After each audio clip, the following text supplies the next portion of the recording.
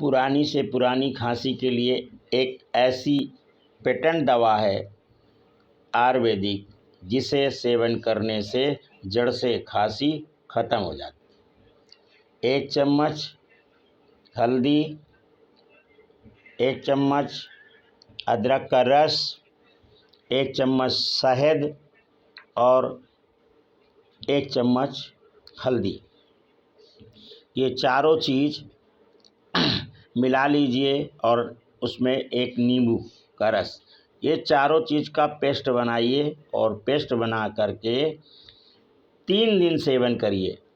पुरानी से पुरानी खांसी जड़ से ख़त्म।